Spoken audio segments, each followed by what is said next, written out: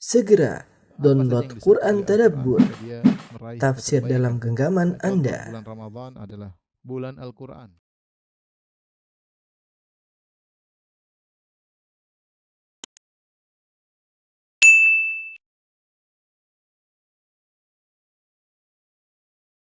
Bismillahirrahmanirrahim. Assalamualaikum warahmatullahi wabarakatuh.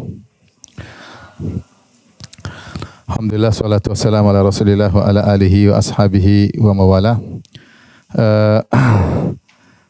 Pada kesempatan kali ini kita akan bahas tentang Tauhid Al-Uluhiyah. Sebagaimana pernah kita jelaskan bahwasanya iman kepada Allah ya terdiri atas beberapa rukun ya. Kita tulis kembali untuk mengingat kembali ya. Al-iman billah ya. Terdiri atas dua, yaitu beriman akan wujud Allah. Allah itu ada ya. Tuhan itu ada, dan ini bantahan terhadap orang ateis. Yang kedua, beriman akan keesaan Allah. Keesaan Allah ya. Dan keesaan Allah ini terbagi menjadi tiga ya. Pertama, Allah Esa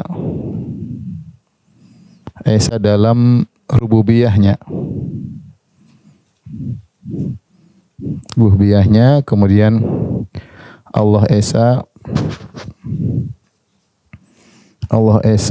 dalam sifat-sifatnya.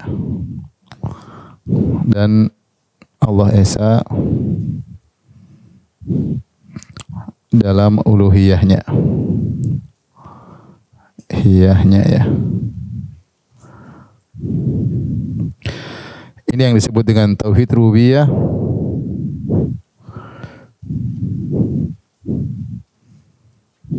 Tauhid ar-rububiyah. Kemudian tauhid al-asma wa sifat. Kemudian tauhid al-uluhiyah. Kita ingatkan kembali, tauhid rububiyah itu meyakini bahwasanya hanya Allah yang mencipta, hanya Allah yang mengatur alam semesta. Pertama, tentunya kita harus meyakini bahwasanya Allah wujudnya itu ada. Ini merupakan bantahan terhadap ateis. Bantahan terhadap kaum ateis yang menolak adanya Tuhan. Tapi tidak cukup kita meyakini Tuhan itu ada. Namanya iman kepada Allah itu harus memenuhi rukun yang kedua, yaitu selain meyakini Allah itu ada, harus tahu bahwasanya Allah Maha Esa. Qul huwallahu ahad. Katakanlah Allah itu Maha Esa. Esa dalam hal apa? Esa dalam rububiyahnya, dalam sifat-sifatnya, dalam uluhiyahnya. Apa itu Esa dalam rububiyahnya? Yaitu meyakini zat Allah tunggal, tidak berbilang. Kemudian hanya Allah yang mencipta.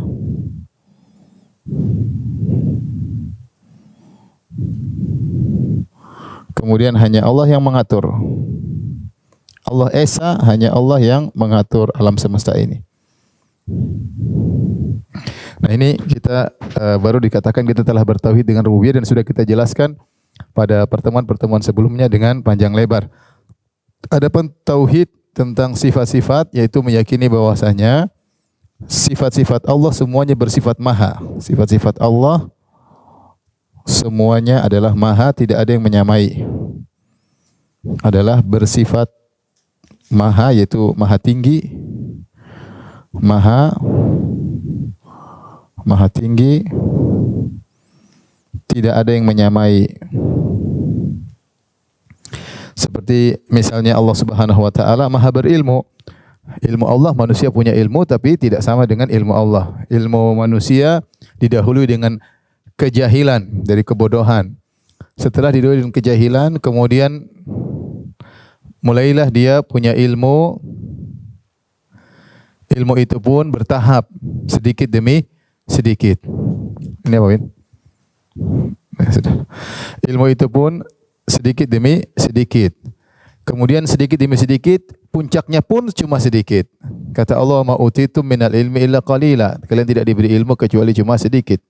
Jadi dari kebodohan, kemudian belajar sedikit demi sedikit, puncaknya pun cuma sedikit. Setelah itu, setelah mencapai puncak, dia pun mengalami kelupaan. Dia mengalami apa? Kelupaan.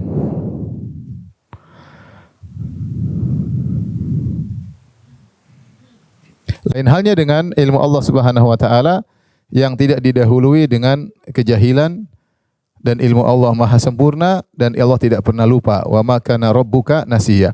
Dari sini kita tahu bahwasanya sifat-sifat Allah semuanya bersifat maha tinggi, tidak ada yang menyamai sifat-sifat Allah Subhanahu wa taala.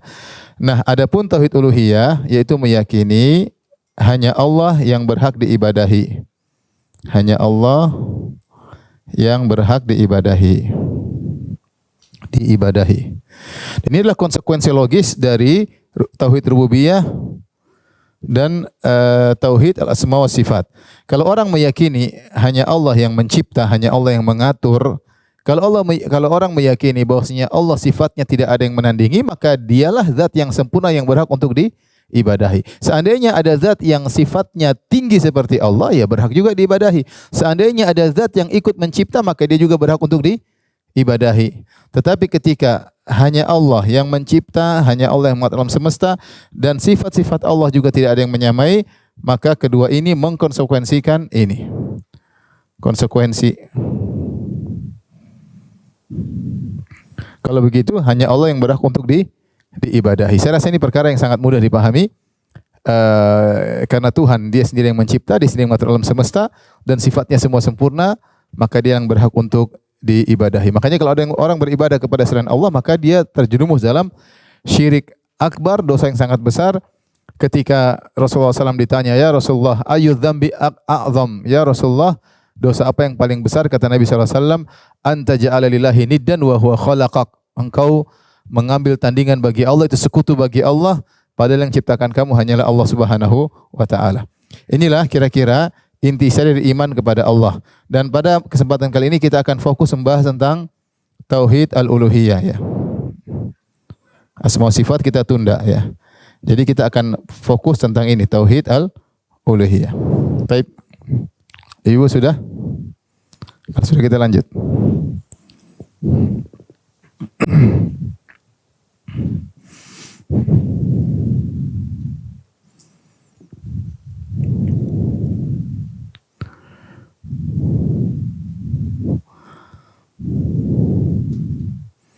Ibu nyatat cepat enggak?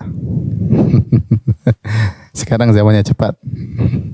Tapi mencatat itu manfaat, ya. Jadi di antara cara untuk menanamkan ilmu dalam dada adalah dengan mencatat. Ini faedah. Dengan mencatat. Karena mencatat terpatri dalam diri kita. Jadi kita membuat otak kita fokus, kemudian kita menulis apa yang kita tangkap, sehingga ada double terpatri dalam diri. Beda orang hanya mengamati, dia kurang bisa menghafal. Kemudian dalam mencatat, pengalaman tidak harus semua yang diucapkan oleh pemateri kita catat semua. Ini pengalaman kita belajar, ya. Jadi bisa jadi ada orang dia mencatat semua yang disampaikan oleh pemateri, namun ketika ujian nilainya lebih rendah. Ada satu catat cuma sedikit, tapi yang dia catat semua kesimpulan. Sehingga ketika dia mencatat, dia fokus dan dia langsung bisa menyimpulkan. Ini orang yang hebat.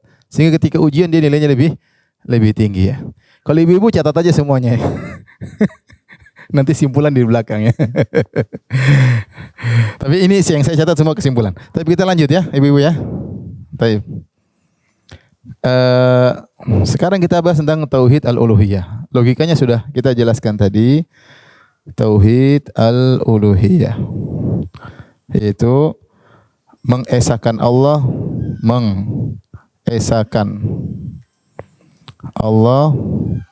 dalam peribadatan. Yaitu hanya Allah yang berhak disembah.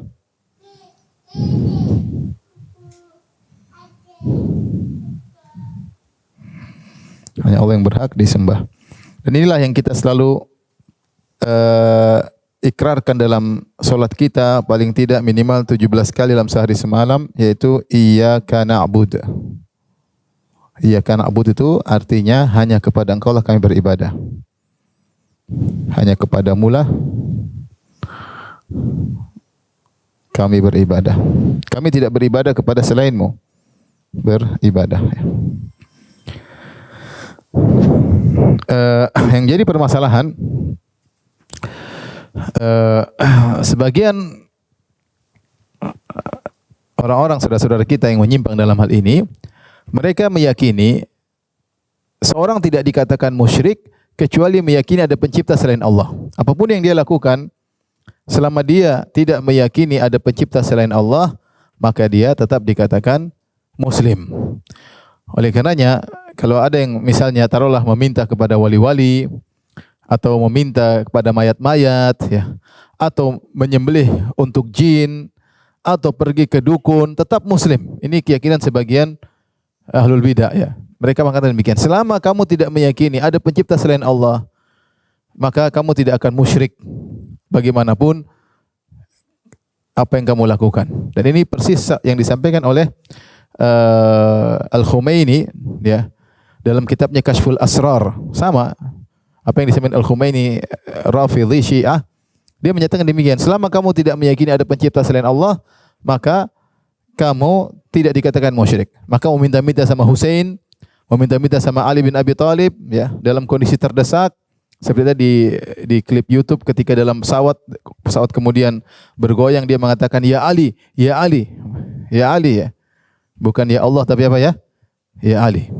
Atau mereka ya Husain, ya Husain, ya. Al-Madad, Al-Madad, pertolonganmu wahai Husain. Ini kadang kita dengar di tawaf. Mereka teriak, ya Husain, ya Husain. Al-Madad, pertolonganmu wahai Husain. Ini bagi kita itu syirik. Bagi mereka tidak. Selama meyakini bahwasanya tidak ada pencipta selain Allah, ini semua hanya sekedar perantara, meminta sama mayat, mau nyembelih kambing buat jin, mau menyembelih kambing buat Nyi Roro Kidul, enggak ada masalah. Ini masalah bagi kita. Bagi mereka tidak ada masalah, bagi kita adalah masalah. Oleh karenanya kesalahan ini kembali pada makna salah paham tentang makna la ilaha illallah. Apa makna la ilaha illallah? Makna la ilaha illallah. Ada dua perbedaan, ya, perbedaan. Ahlu sunnah mengatakan la ilaha illallah artinya la ma'buda bihaqqin illallah. La ma'buda bihaqqin illallah. Tidak ada yang berhak disembah kecuali Allah. Ini makna yang benar. Makna yang salah sebagian ahlul bidah, ya,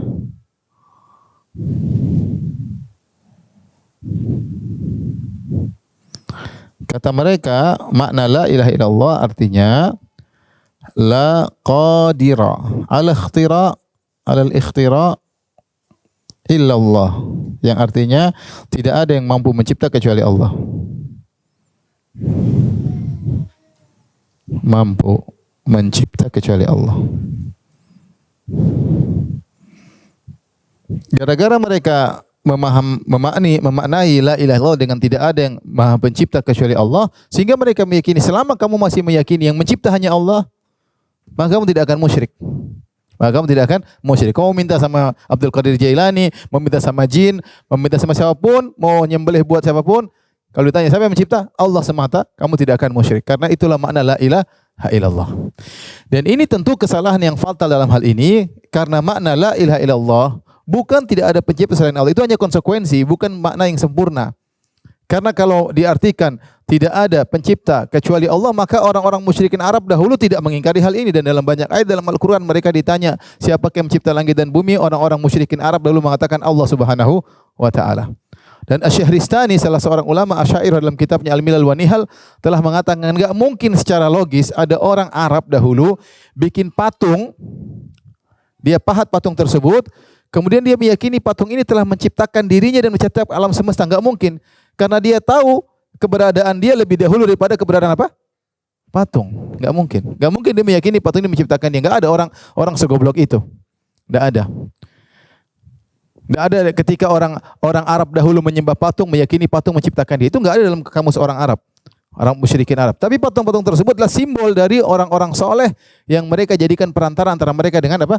Allah Subhanahu wa ta'ala. Oleh karena dalam dalam ketika mereka bertalbiyah, mereka tawaf dalam Sahih Muslim, mereka bertalbiyah kata mereka labbaik Allahumma labbaik, labbaik la syarika laka labbaik illa syarikan huwa lak tamlikuhu wa ma malak. Ya Allah, tidak ada sekutu bagimu ya Allah. Ya Allah, kami penuhi panggilanmu ya Allah. Tidak ada sekutu bagimu ya Allah kecuali sekutu yang kau izinkan, ya. Yang kau menguasainya dan dia tidak menguasai apa-apa. Kau menguasainya dan dia tidak menguasai apa-apa. Jadi dalam pernyataan mereka pun mereka mengakui bahwasanya sekutu-sekutu yang mereka jadikan perantara antara mereka dengan Allah, yang mereka sembah, mereka ibadahi, tidak memiliki apa-apa. Hanya saja Allah izinkan untuk dijadikan sebagai apa? Sekutu untuk diibadahi.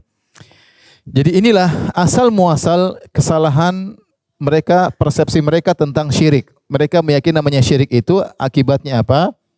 Syirik adalah keyakinan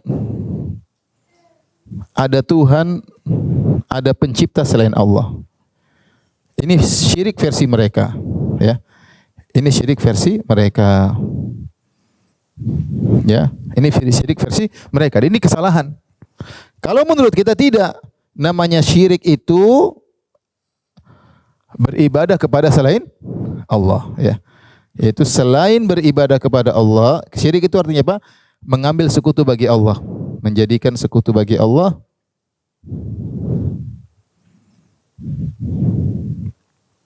Di antaranya dalam peribadatan. Di antaranya dalam peribadatan. Dalam peribadatan.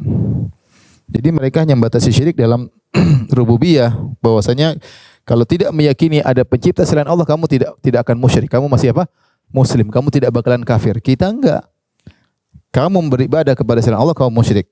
Jadi siapa yang beribadah kepada selain Allah, dia musyrik.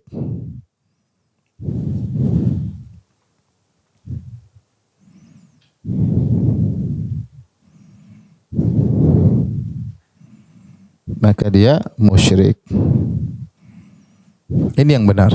Lihat, Rasulullah SAW menamakan beberapa perkara dengan syirik. Contoh, Rasulullah SAW menamakan jimat dengan syirik. Kata Rasulullah SAW, inna ruqa wa tamaima wa tiwalata syirkun. Sungguhnya jampi-jampi, wa tamaim, jimat-jimat, dan pelet syirik. Tanya sama orang-orang yang bikin jampi-jampi, apa dia merasa ada pencipta selain Allah? Tidak. Dia merasa pencipta Allah. Tanya orang pakai jimat-jimat, dia bilang cuma sebab. Cuma apa? Sebab. Enggak, saya enggak bilang ini gelang mencipta alam semesta. Memang saya bodoh. Tapi ini sebab untuk apa? Untuk saya keberhasilan, meraih keberhasilan. Ini syirik. Rasulullah namakan syirik. Jadi kamu itu musyrik tidak harus meyakini ada pencipta selain apa? Allah. Tapi kapan kamu, karena orang bermakai jimat, dia tawakalnya kepada jimat. Kalau tidak ada jimat, dia tidak jadi pergi, ya. Dia mau dagang, kalau jimatnya ketinggalan dia balik lagi ke rumah, ya. Seperti itu. Rasulullah SAW mengatakan at-tiyaratu syirkun, tatayur, pamali-pamali syirik. Apakah orang pamali-pamali meyakini ada pencipta selain Allah? Hendak. Ada burung datang, burung hantu datang, ini berarti begini, ya. Tahu-tahu ada macam-macam lah. Angka 13 mendatangkan kesialan, ya. Tidak ada orang bilang angka 13 meyakini angka 13 mendatang sial, kemudian dia meyakini ada pencipta selain Allah. Enggak ada. Tapi tetap dikatakan syirik oleh Nabi SAW. Nah, ini perbedaan mendasar tentang makna syirik. Jadi makna syirik menurut sebagian mereka, tidak semua, sebagian al-bidah mengatakan namanya musyrik. Syirik akbar itu, kamu kafir itu kalau kamu meyakini ada pencipta selain apa? Allah. Kalau kita tidak, kapan kamu beribadah kepada selain Allah, maka kamu terjerumus dalam apa? Kesyirikan. Dan ini yang benar. Lanjut, sudah ini? Sudah catat ibu-ibu? Sudah. Makanya kita harus membahas dua perkara yang perlu kita bahas adalah apa makna la ilaha illallah dan apa makna ibadah, ya. La ilaha illallah. Nah, Allah, dan saya sebutkan, lihat, bisa ibu-ibu bisa buka dalam kitab Syarah Rukun Iman halaman 163 dan seterusnya tentang lafal Allah. Itu tidak ada lafal ilah dan lafal Allah. Apa makna ilah? dan Allah. Kalau kita artikan tidak ada yang berhak diibadahi kecuali siapa? Allah. Nah, ilah ini ternyata wazannya ini kan ilahun. Wazannya adalah fi'alun. Ini kalau yang ngerti bahasa Arab ya, yang enggak usah nonton aja ya. Fi'alun ya. Maknanya bimakna maf'ulun. Maf'ulun. Jadi fi'al maknanya ilah, maknanya ma'luh. Ma'luhun. Dan ini mirip seperti apa? Seperti misalnya firashun maknanya mafrushun. Kitabun maknanya maktubun. Ini dalam bahasa Arab ada contoh yang seperti ini. Jadi fi'alun maknanya maf'ulun. Nah, sekarang kita bahas apa makna ilah. Ilah dalam bahasa Arab dari aliha ya'lahu itu ibadah. Di situ saya bacakan perkataan para ahli komus, para ahli bahasa. Lihat halaman 163, saya nukilkan perkataan para ahli bahasa. Makna ilah menurut pakar bahasa Arab. Bukan kalangan saya ya, bukan perkataan saya. Nanti saya nukilkan juga Ibnu Abbas. Ini karena penting, karena ini nanti akan membentuk pemahaman yang benar tentang makna ibadah dan makna syirik. Saya nukilkan situ ada Al-Jauhari. Al-Jauhari beliau wafat pada tahun 393 Hijriah. 393 Hijriah. Jadi abad keempat. Kemudian saya juga nukilkan Al-Azhari ya. Al-Azhari juga ahli bahasa yang wafat pada tahun 370 Hijriah. Kemudian saya nukilkan juga dari Ibnu Faris ya. Ini semua pakar komus dan mereka punya kamus bahasa Arab yang dipakai sampai sekarang. Ibnu Faris wafat 395 Hijriah. Ada pakar-pakar komus tapi belakangan, mereka abad ke-5, abad ke-6, abad ke-7 sampai abad ke-10. Nah, ini yang disebut dengan para ahli bahasa yang masih di atas manhaj salaf. Jadi ketika mereka menterjemahkan atau mendefinisikan tentang suatu kalimat, mereka tidak terpengaruh dengan akidah-akidah yang datang belakangan. Jadi mereka benar-benar bicara secara bahasa Arab. Apa sih makna ilah? Makna ilah secara bahasa Arab. Contohnya Al-Jauhari berkata, aliha bil fathi ilahatan ay abada ibadatan. Ternyata mereka berkata, Al-Jauhari berkata, ya, aliha ya'lahu artinya abada ya'badu ya. Aliha ya ilaha sama dengan abada ibadah. Abada ibadah ya. Kemudian beliau bahkan menjelaskan, Al-Jauhari beliau menjelaskan lafal Allah itu dari mana ya. Kata beliau, asal lafal Allah, asal kata Allah. Allah itu kata beliau dari asalnya al, jadi ilah dulu, ilah, kemudian ditambah alif lam ta'rif, jadi sama dengan al-ilah. Al-ilah.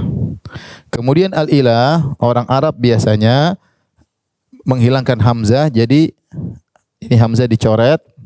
Nanti ibu bisa baca di situ ya. Jadi al-ilah. Jadi al-ilah ya, al-ilah. Jadi alilahu.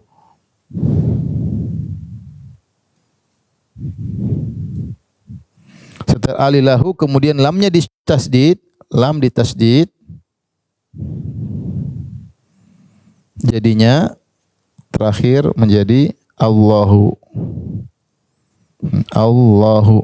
Jadi Allah itu ternyata kalau ditelusuri maknanya dari ilah. Artinya ma'bud. Ma'bud. Kalau begitu la ilaha illallah artinya maknanya la ma'buda illallah. Tidak ada yang berhak disembah kecuali apa? Yang boleh disembah kecuali Allah. Bukan tidak ada pencipta selain Allah, paham? Bukan tidak ada pencipta selain Allah, bukan tidak ada pengatur selain Allah, tapi tidak ada yang berhak disembah kecuali Allah. Makanya ketika Nabi SAW diutus di kaum musyrikin Arab, Nabi tidak pernah berkata, yakinlah Allah cuma satu, yakinlah Tuhan. Tidak pernah Nabi mengucapkan sekalipun kepada orang musyrikin Arab. Karena mereka tahu siapa Allah. Makanya ketika Abraha ingin menyerang Ka'bah, maka kakek Nabi SAW bilang, walil Ka'bah Rabbun yahmiha. Ka'bah ada penjaganya, pemiliknya yang akan menjaganya, kata Abdul Muttalib. Ya, mereka tahu. Makanya mereka haji, mereka umrah, mereka tawaf. Sehingga Nabi tidak sekalipun 23 tahun berdakwah tidak pernah mengatakan yakinlah Tuhan cuma pencipta cuma satu, enggak pernah. Tapi Nabi mengatakan sembahlah cuma apa? Satu. Jangan sembah yang lain. Jangan sembah yang jangan ibadah kecuali hanya kepada Allah. Maka mereka berkata, aja'alal alihata ilahan wahida. Ini Muhammad ingin menjadikan sembahan kita yang banyak cuma satu? Inna hadza la syai'un ujab. Ini perkara yang menakjubkan. Kita ingin punya sembahan yang banyak. Kata Nabi, enggak, jadikan sembahan cuma satu. Meskipun mereka meyakini pencipta cuma satu, tapi mereka menyembah selain Allah karena sembahan-sembahan tersebut dijadikan perantara. Ini demikian juga selain kita tinjau dari sisi bahasa, kemudian juga perkataan Ibnu Abbas sebagaimana dinukil oleh Tabari rahimahullahu taala. Ibnu Abbas pernah berkata, Allahu dzul uluhiyah wal ma'budiyah ala khalqi ajma'in.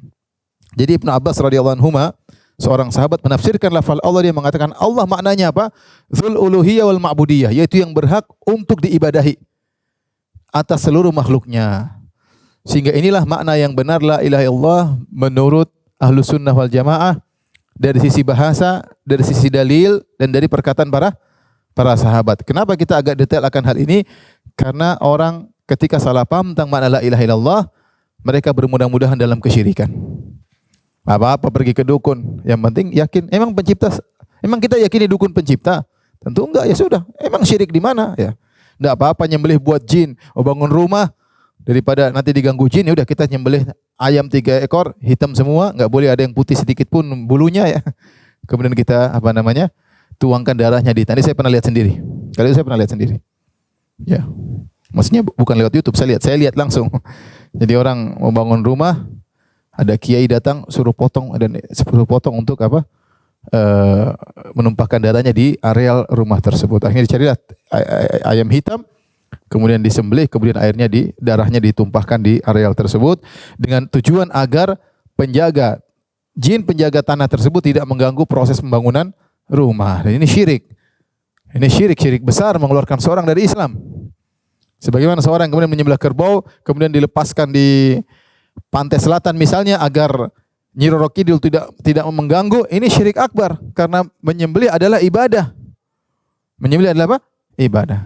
Bagi sebagian ahlul bidah, tidak semua ya. Bagi sebagian ahlul bidah, selama tidak meyakini ada pencipta selain Allah, maka tidak musyrik. Saya bacakan perkataan mereka contohnya.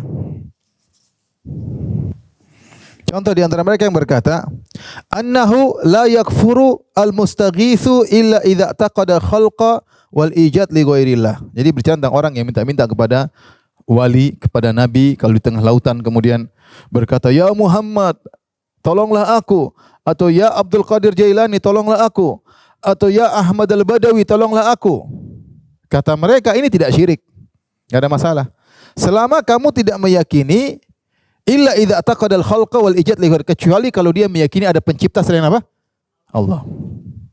Tidak akan kafir selama tidak meyakini ada pencipta selain apa? Allah. Tapi orang yang minta di tengah lautan, terkumpul pada dia banyak kesyirikan. Misalnya, kita sedang berada di Laut Cina Selatan misalnya. Terus kapal kita mau tenggelam. Kemudian ada yang berkata, ya Abdul Qadir Jailani, tolonglah aku. Atau ya Ali, seperti orang Syiah, ya Hussein, tolonglah aku. Apa artinya? Kenapa seorang mengucapkan ya Hussein tolonglah aku, ya Ali tolonglah aku, kecuali dia meyakini bahwasanya Ali Maha mendengar atau tidak? Ali Maha mendengar atau tidak? Karena dia ngomong di Laut Cina Selatan, Ali bin Abi Thalib yang dikubur di Irak dengar perkataan dia. Atau atau Hussein yang dikuburkan di Karbala, kata mereka, mendengar di Irak mendengar perkataan. Kalau tidak, enggak mungkin dia ngomong ya Hussein, enggak mungkin. Tidaklah dia mengatakan ini kecuali meyakini Hussein dengar, makanya dia ngomong. Dan kemudian dia juga meyakini bahwasanya Hussein Maha mengetahui. Buktinya apa? Semua pergerakan Hussein tahu. ada laut begini, ada seorang di ujung dunia teriak sebut nama Husain, Husain tahu. Berarti Husain Maha mendengar, Husain Maha apa? Mengetahui. Kemudian dia pasti yakin Husain bisa menolong. Kalau Husain tidak bisa menolong, ngapain dia minta tolong? Paham? Berarti Husain radhiyallahu anhu berarti bisa menundukkan lautan karena ombak sedang bergejolak. Ini musyrik atau bukan? Musyrik. Seperti di klip di YouTube ada orang di pesawat kemudian goyang, ya Ali, ya Ali. Tidaklah dia mengatakan ini kecuali dia yakin Ali dengar. Ya Ali, Ali masih radhiyallahu anhu masih hidup aja enggak dengar. Apalagi sudah meninggal dunia. Bukankah Ali bin Abi Thalib dibunuh oleh Abdurrahman bin Muljam? William bin Muljam rapat di Mekah. Kemudian mereka bertiga rapat. Orang Khawarij semuanya. Kita akan bunuh, kamu tugasnya bunuh Amr bin As, kamu tugasnya bunuh Muawiyah, saya bunuh Ali. Kita akan lakukan di bulan Ramadan. Karena bulan Ramadan ibadah yang paling agung. Di antaranya bunuh Ali bin Abi Thalib. Akhirnya dia bunuh Ali bin Abi Thalib ketika mau sholat subuh. Dibunuh oleh Abdurrahman bin Muljam. Taib, Ali tahu nggak mereka ngobrol bertiga? Nggak tahu. Kalau dia tahu, dia itu orang mau bunuh saya. Dia nggak tahu. Dia masih hidup aja dia nggak tahu. Ya, dia masih hidup aja dia tidak tahu. Apalagi sudah meninggal dunia. Makanya bagaimana tidak dikatakan seperti ini orang musyrik? Kemudian ada ahlul bidah mengatakan selama tidak meyakini ada pencipta selain Allah tidak musyrik. Ya nggak bisa. Karena la ilaha illallah maknanya bukan tidak ada pencipta selain Allah, tapi tidak ada yang berhak diibadahi kecuali siapa? Allah. Dan doa ibadah, doa puncak ibadah. Bukankah ketika orang doa menunjukkan ketundukannya, kehinaannya, kerendahannya, pengakuannya, apalagi dia berkata, "Ya Husain, ya Ali," orang-orang Syiah seperti itu. Terkumpul pada dia banyak kesyirikan. Pertama, dia meyakini Husain Maha mengetahui. Kedua, dia meyakini Husain radhiyallahu anhu Maha mendengar. Kemudian dia mengetahui Husain Maha mengatur. Karena Husain bisa mengatur angin yang bergejolak di pesawat ketika di udara, membuat pesawat goyang. Atau dia meyakini Husain bisa mengatur ombak yang sedang bergejolak untuk reda. Ini puncak kesyirikan. Puncak kesyirikan yang tidak dilakukan oleh orang-orang musyrikin zaman dahulu. Allah menyebutkan orang musyrikin zaman dahulu ketika dalam kondisi terdesak mereka berdoa kepada Allah. Kata Allah Subhanahu wa taala, "Wa idza ruqibu fil fulki da'allaha mukhlishina lahuddin." Ketika mereka berlabuh di lautan kemudian ombak besar menimpa mereka, mereka berdoa kepada Allah dengan ikhlas. Orang musyrikin ini. Mereka tidak minta kepada Lata, mereka tidak minta kepada Uzza, mereka minta kepada Allah. Falamma najahum ilal barri idza hum musyrikun. Ketika diselamatkan di daratan, mereka syirik kembali. Taib. Ini ibu-ibu makna tentang la ilaha illallah secara singkat, tentunya pembahasannya panjang, tapi saya hanya ingin menyampaikan bahwasanya kita punya dalil secara bahasa dari ahli kaumus, ahli bahasa Arab dalam kaumus-kaumus yang lama seperti yang ditulis oleh Al-Jauhari, kemudian Al-Azhari dan Ibnu Faris, kemudian kita punya juga nukilan dari Ibnu Abbas radhiyallahu anhuma, dan kita punya dalil-dalil yang mendukung makna ini. Bahwasanya Nabi menamakan perbuatan syirik meskipun pelakunya meyakini pencipta hanya siapa? Allah Subhanahu wa taala. Ketika Nabi melihat seorang sahabat pakai jimat, Nabi SAW bertanya, "Ma hadhihi?" Ini apa ini? Kata dia, "Minal wahina." Kata sahabat, "Ya Rasulullah, ini untuk mengurangi rasa sakit." Kata Rasulullah, "Inzi'ha." Copot itu. Fa innaka law mitta wa hiya 'alaik ma aflahta abadan. Kalau kau mati itu jimat masih di tanganmu, kau tidak akan beruntung selama-lamanya. Apakah sahabat ini meyakini ada pencipta selain Allah? Tentu enggak. Cuma dia menjadikan sesuatu yang bukan sebab menjadi apa? Sebab. Tapi Nabi vonis ini adalah apa? Kesyirikan. Ya. Rasulullah SAW mengatakan, "Man dzabaha li ghairillah faqad asyrak." Siapa yang menyembelih kepada selain Allah maka musyrik. Rasulullah tidak pernah mensyaratkan siapa yang menyembelih selain Allah dengan meyakini ada pencipta selain Allah baru syirik. Rasulullah tidak pernah mensyaratkan itu. Rasulullah mengatakan siapa menyembelih kepada selain Allah maka apa? Musyrik, selesai. Man mata wa huwa yad'u min dunillahi niddan dakhalan nar. Siapa yang meninggal dalam kondisi berdoa kepada selain Allah masuk neraka. Rasulullah SAW tidak pernah berkata siapa yang meninggal berdoa kepada selain Allah dan meyakini yang dia doa itu ikut menciptakan alam semesta baru dikatakan musyrik. Rasulullah tidak pernah bilang begitu. Rasulullah bilang secara mutlak sallallahu alaihi wasallam, siapa yang meninggal berdoa kepada selain Allah masuk apa? Neraka. Baik. Inilah makna la ilaha illallah. Sekarang yang perlu kita ketahui berikutnya adalah makna ibadah. Sudah. Baik, apa makna ibadah? Makna ibadah. Ibu bisa lihat halaman 166. Halaman 166 di buku ya. Jilid 1 halaman 166. Ibadah ditinjau dari pelakunya, maknanya.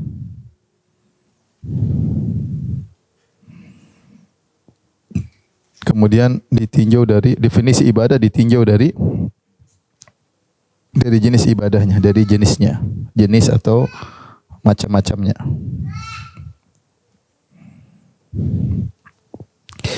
Baik, dari ditinjau dari pelakunya, lihat halaman 167, Syekhul Islam Ibnu Taimiyah rahimahullah berkata, ibadah adalah suatu nama yang mengumpulkan ketundukan yang sempurna, ya, yaitu mengumpulkan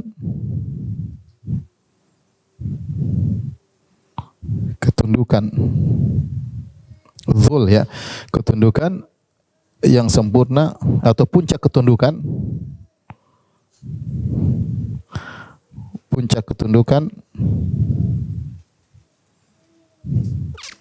disertai puncak kecintaan.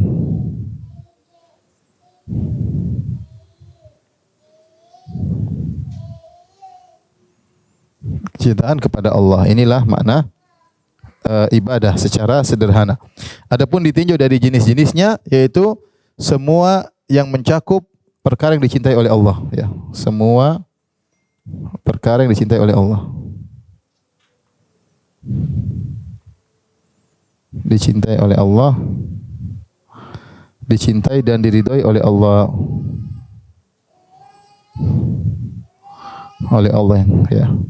Baik perkara tersebut adalah perkataan maupun perbuatan, ya, baik perkataan yang dicintai ataupun perbuatan.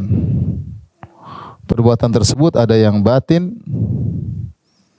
ada yang zahir, lahir, ya. Baik, kenapa? Karena ibadah dari kata abada, ya, yang makna dari abdun, ya, makna ibadah secara bahasa kembali kepada makna hina, ya. Jadi makna ibadah secara bahasa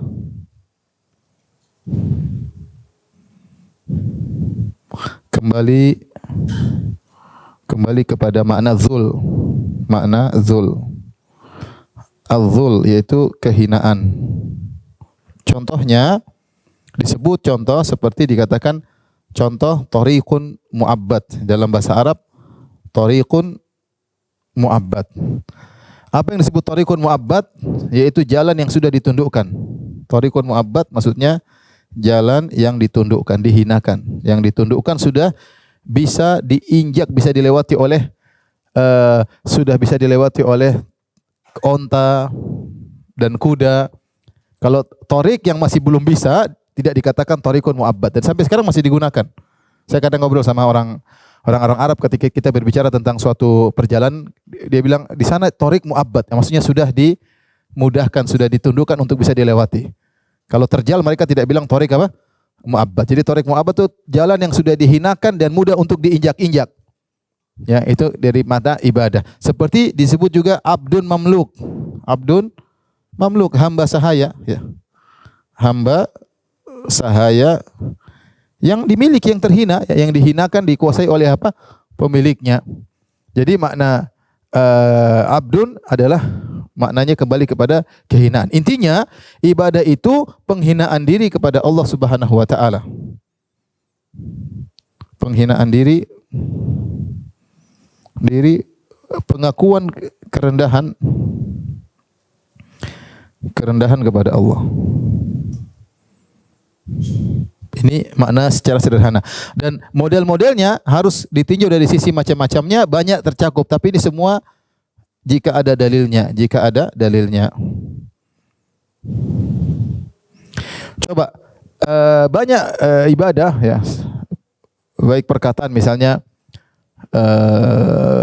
berdoa, ya, perbuatan yang batin seperti tawakal, ini baik perkataan misalnya apa? Misalnya doa.